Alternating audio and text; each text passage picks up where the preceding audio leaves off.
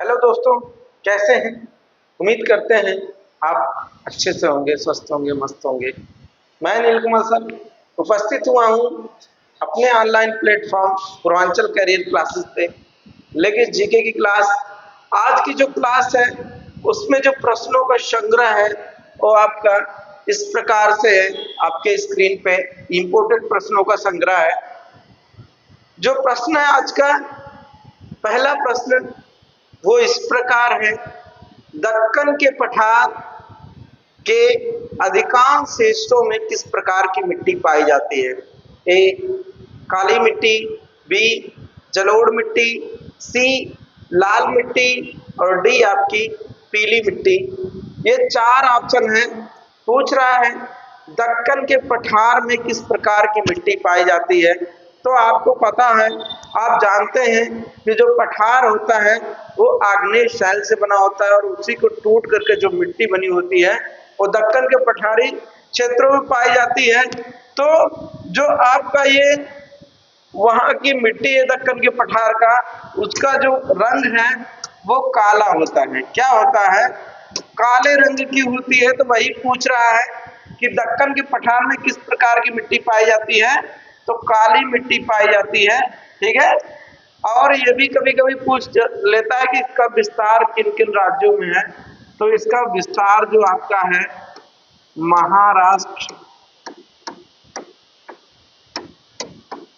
गुजरात, कर्नाटक। ठीक है। जलोढ़ मिट्टी क्या है ये भी इंपॉर्टेंट है। ठीक है। जलोढ़ मिट्टी जो नदियों के द्वारा बहा कर लाई गई उपजाऊ मिट्टी होती है उसे जलोढ़ मिट्टी कहा जाता है। जैसे आपका गंगा का क्षेत्र, ब्रह्मपुत्रा का क्षेत्र या उत्तर का जो मैदानी भाग है वो आपके जलोढ़ मिट्टी से बना हुआ है। और जलोढ़ मिट्टी को एक और नाम से जाना जाता है दोमट मिट्टी। दोमट मिट्टी इसको भी आप जानिए। ठीक है। दोमट मिट्टी, जलोढ़ मिट्टी ही दोमट मिट्टी है। और दोमट मिट्टी का विस्तार आपसे पूछ सकता है कि दोमट मिट्टी का विस्तार कहाँ तक है। तो दोमट मिट्टी का जो विस्तार है ये आपका पंजाब है। ठीक है। पंजाब है, हरियाणा है, उत्तर प्रदेश है और कौन है? पश्चिम बंगाल। और क्या है? कौन सा राज्य में पाई जाती है? बिहार में। ठीक है। बिहार में और असम के कुछ हिस्सों में पाई जाती है। और असम के कुछ हिस्सों में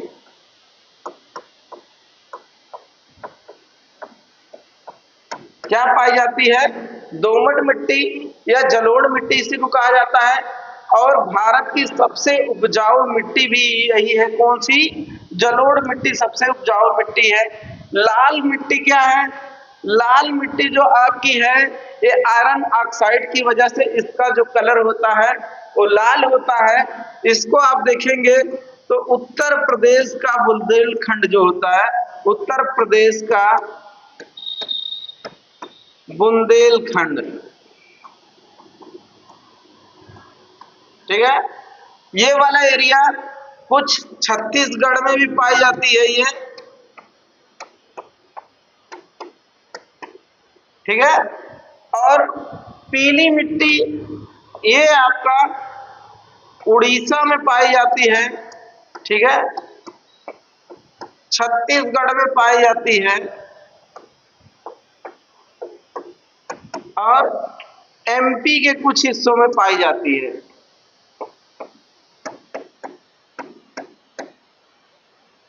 आपने देखा काली मिट्टी महाराष्ट्र, गुजरात और कर्नाटक के प्रांतों में पाई जाती है।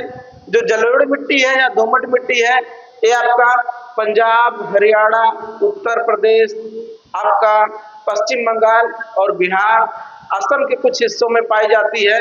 और भारत की सबसे उपजाऊ मिट्टी जो है वो आपकी जलोढ़ मिट्टी है। लाल मिट्टी की बात होती है तो लाल मिट्टी दक्कन के पठार में पाई जाती है, और उत्तर प्रदेश के संदर्भ में जो बुंदेलखंड का एरिया है वहां पे लाल मिट्टी पाई जाती है। कुछ मात्रा में या अधिकांश मात्रा में ये आपका छत्तीसगढ़ में भी मिलती है और उड़ीसा में भी मिलती है लाल मिट्टी। और पीली मिट्टी की बात है तो उड़ीसा में मुख्यतः मिलती है, छत्तीसगढ़ में मिलती है और एमपी के कुछ हिस्सों में मिलती है। तो जो सही ऑप्शन हो आपका है ऑप्शन ए काली मिट्टी, यानी कि दक्कन के पठार में अधिकांश हिस्सों में जो मिट्टी पाई जाती है वो काली मिट्टी पाई जाती है।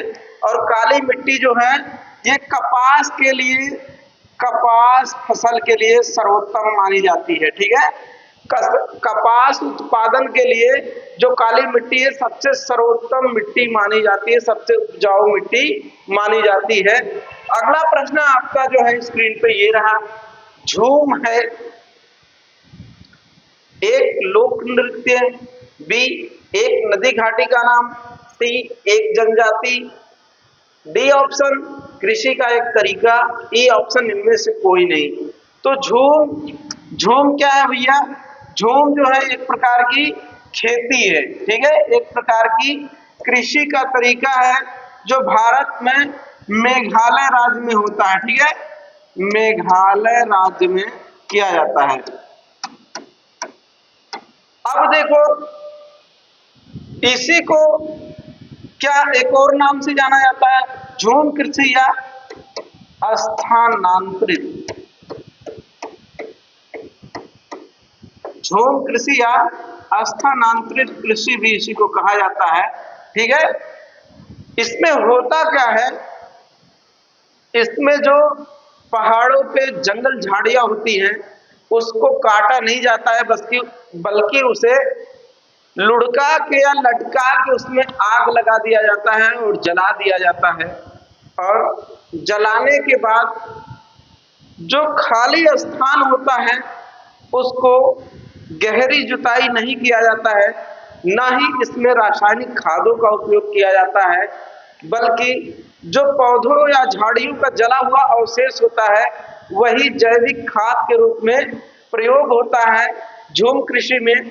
और क्या होता है, इसमें एक साथ 2-3 फसलें उगाई जाती है और एक स्थान पे एक बार कृषि करने के बाद वह भूमि कुछ दिनों के लिए छोड़ दी जाती है, फिर दूसरी जगह की खेती की जाती है, फिर उसके पश्चात फिर जब यहाँ पे जंगल झाड़ियां उग आते हैं तो फिर इसको नष्ट करके फिर यहाँ पे खेती की जाती है।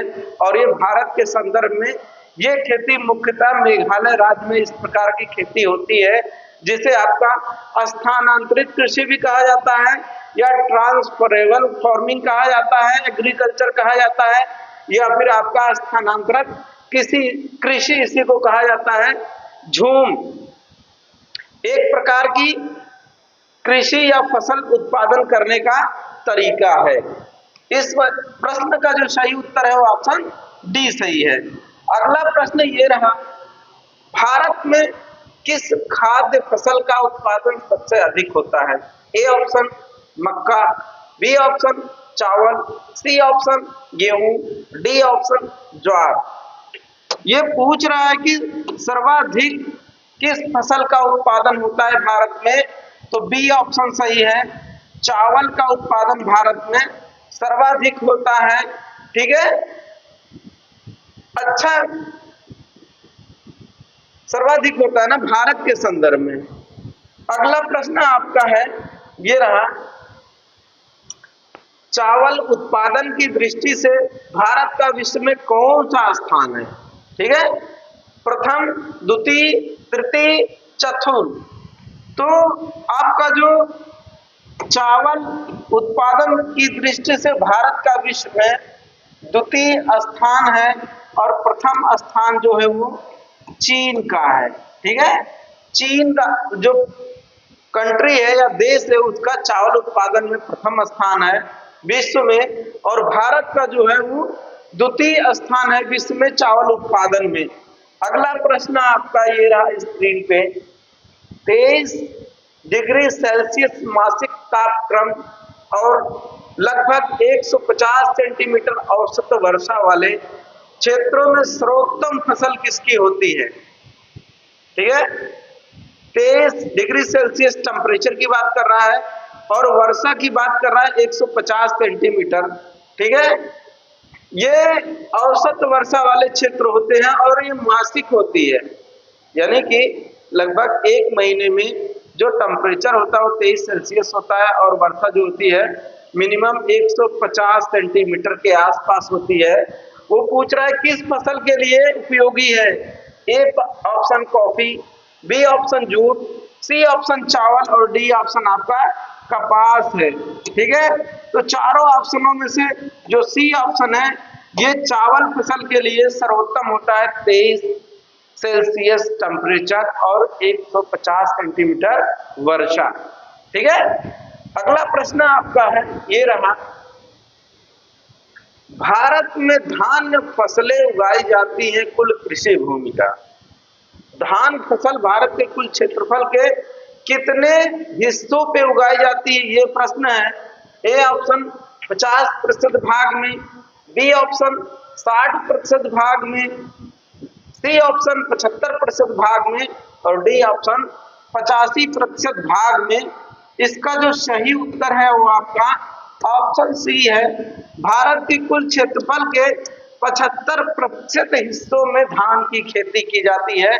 इस वजह से भारत में जो सर्वाधिक फसल उत्पादन है वो चावल फसल का उत्पादन होता है। ठीक है, अगला प्रश्न आपका ये रहा, निम्नलिखित में से बेमेल फसल की पहचान कीजिए।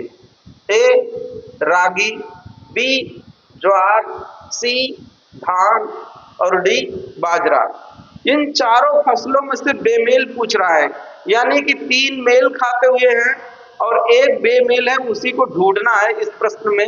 तो आप देखेंगे जो आपका धान है ये बेमेल है। ठीक है, धान जो है ये बेमेल है और इस प्रश्न का सही उत्तर है। बाकी जो रागी और ज्वार है और जो ये बाजरा है ये किसमें आते हैं? ये आपके मोटे अनाज में आते हैं। ठीक है, मोटे अनाज में इन्हें रखा गया है। इसको किसको? ज्वार बाजरा और रागी को, इसी को अन्य श्री नाम दिया गया। इस समय सरकार बड़ा जोर दी है इसके उत्पादन में। अन्य श्री योजना भी एक है, अन्य श्री योजना उत्तर प्रदेश सरकार की है। इसमें क्या है, इसमें जो है मोटे अनाज जिसमें ज्वार बाजरा रागी कोदो इन सब की फसलों का उत्पादन करने के लिए सरकार आपको प्रोत्साहन कर रही है कि आप इस प्रकार के फसल को उगाइए और इस योजना का नाम अन्य श्री योजना रखा है उत्तर प्रदेश सरकार ने। ठीक है, तो आप देख रहे हैं कि ये तो 3 यानी कि रागी ज्वार बाजरा ये मोटे खाद्यान्न में आता है, जबकि धान आपका मोटे खाद्यान्न के अंतर्गत नहीं आता है। इस वजह से इन चारों में से धान जो है वो बेमेल है और वही प्रश्न पूछ रहा है कि बेमेल को पहचानिए। तो कौन सा है बेमेल? धान फसल जो है इन चारों में से बेमेल है। अगला प्रश्न आपका रहा ये, निम्नलिखित में से किसकी खेती प्रतिरोपित बुआई के द्वारा होती है? ए मकई, बी धान, सी सोरगुम और डी ईख। अब प्रतिरोपित का मतलब होता है एक बार रोपने के बाद या बुआई करने के बाद फिर उखाड़ के दूसरी जगह बुआई करना, इसी को प्रतिरोपित कहा जाता है। आप देखेंगे जो मकई की बुआई है वो प्रतिरोपित नहीं होती है। ठीक है, जो धान की बुआई है ये आपकी प्रतिरोपित होती है, क्योंकि आपको पता है कि धान के बीज को हम लोग नर्सरी के रूप में डालते हैं खेत में, फिर उसको उखाड़ते हैं, फिर जो है उसे ले जाके बड़े खेत में प्रत्यारोपित करते हैं। तो इस प्रश्न में जो सही उत्तर है वो आपका ऑप्शन बी है। धान की फसल जो होती है वो प्रतिरोपित खेती के अंतर्गत आती है। किसके अंतर्गत? प्रतिरोपित खेती के अंतर्गत आती है। अगला प्रश्न आपका है, बीज से उत्पन्न किए गए पौधों को पुनः रोप कर निम्नलिखित में से किसकी खेती की जाती है? ये तो पुराना वाला जो प्रश्न है उसी का पुनरावृत्ति है, बस उसको घुमा के प्रश्न पूछा हुआ है। ए ऑप्शन मक्का, बी ऑप्शन धान, सी ऑप्शन चारा, डी ऑप्शन गन्ना। तो जो प्रतिरोपित खेती है वो किसकी है? धान की खेती है। ऑप्शन बी सही है। ठीक है, अगला प्रश्न जो आपका रहा ये है स्क्रीन पे, निम्नलिखित में से कौन सा पौधा तना छिद्रक कीट से खराब रूप से प्रभावित होता है? इसमें पूछ रहा है कि कौन सी फसल है या कौन सा पौधा जिसमें तना छेदक अत्यधिक प्रभावित करते हैं, तना छेदक कीट। ठीक है, ए ऑप्शन गन्ना, बी ऑप्शन आम, सी ऑप्शन धान, डी ऑप्शन नारियल। तो तना छेदक जो कीट होते हैं वो मुख्यतः गन्ना फसल को प्रभावित करते हैं। वैसे कुछ कुछ मात्रा में धान में भी लगते हैं, लेकिन सबसे अधिक की बात हो रही है तो गन्ना है। अगर ये दोनों दिया रहा होता ऑप्शन तो दोनों सही है, गन्ने में भी लगता है धान में भी लगता है, लेकिन आम और नारियल में तना छेदक कीट नहीं लगते हैं।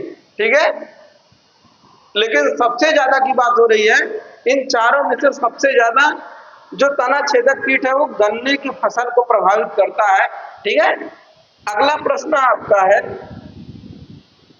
भारत में कपास का सबसे बड़ा उत्पादक राज्य? A option Andhra Pradesh, B option Gujarat, C option Rajasthan, D option Uttar Pradesh. तो कपास का जो सर्वाधिक उत्पादन होता है वो आपका बी ऑप्शन सही है, गुजरात में होता है। कहां पे? गुजरात में सर्वाधिक कपास का उत्पादन होता है। अगला प्रश्न आपका है, ये रहा स्क्रीन पे, पंजाब की एक मुख्य नकदी फसल है। ए कपास, बी जूट, सी वनीला, डी बाजरा। तो पंजाब का ऐसे जो नकदी फसल है आप देखेंगे तो उसमें जो नकदी फसल पंजाब की है वो कपास है। ठीक है, कपास के साथ साथ कौन सा है?